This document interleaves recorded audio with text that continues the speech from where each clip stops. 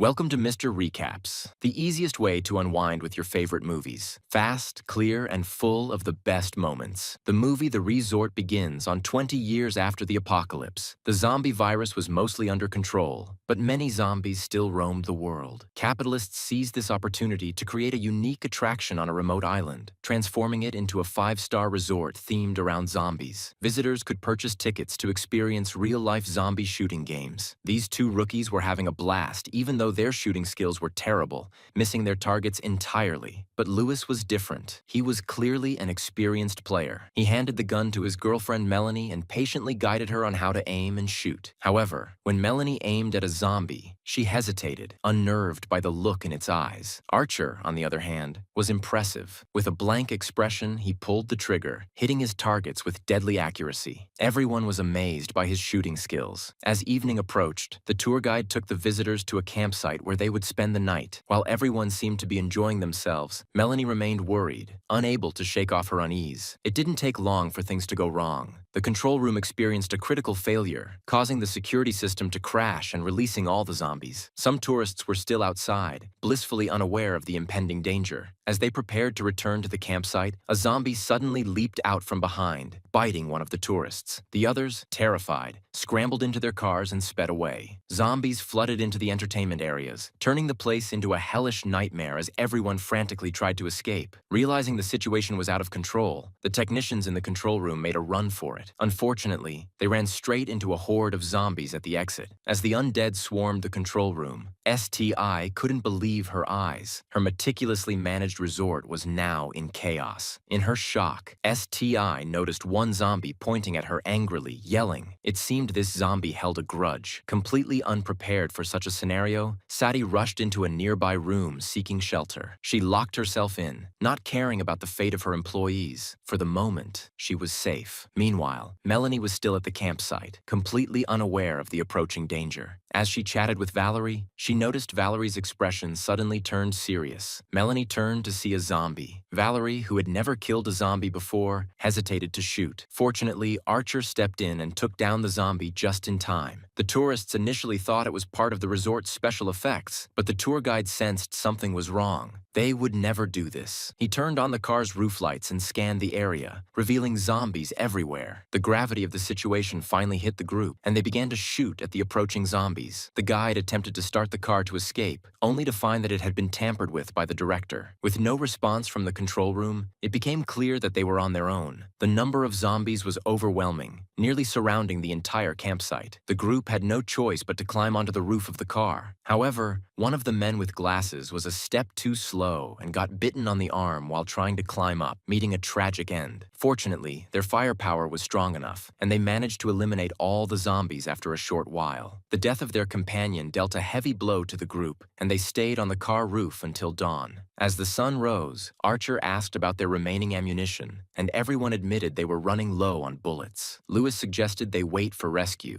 but the guide revealed that there was no rescue coming. In the event of an emergency, the entire island would be automatically sealed off, and headquarters would conduct an indiscriminate bombing of the island within 2.5 hours. The only way to escape was to reach the control center, which was several kilometers away. The guide then pulled out a map and identified the nearest escape route. He assured them that if nothing went wrong, they should be able to make it to safety. The group set off immediately and soon reached a protective fence with a horde of zombies close behind. Archer told the others to go ahead while he and the guide stayed back to cover their retreat. As Melanie was passing through, a zombie suddenly lunged at her from inside a car, but Valerie quickly shot it, saving Melanie. Once everyone else had safely crossed, Archer followed. However, zombies were also on this side. The guide was bitten on the neck, and before anyone could react, Lewis shot him in the head. This sudden action terrified Melanie. Lewis tried to explain, but Melanie found him too ruthless. Archer, however, agreed with Lewis, stating that in a post-apocalyptic world, such measures were necessary. Melanie could only manage a resigned smile. After a grueling journey, they finally reached the control center. As they crossed an abandoned building, the sounds of zombies' growls filled the air. startling the group. They quickly took refuge in a room to calm their nerves. With a large horde closing in, they had to move quickly. Archer went out first to ensure it was safe, followed by Lewis and Melanie. When Valerie and Jack attempted to join them, the corridor was already swarming with zombies. They had no choice but to split up temporarily. They navigated around the horde and reached the back door where they found a zombie tied up. Valerie managed to slip through safely, but when it was Jack's turn, the zombie suddenly woke up despite Valerie's desperate efforts to save Jack. She was bitten.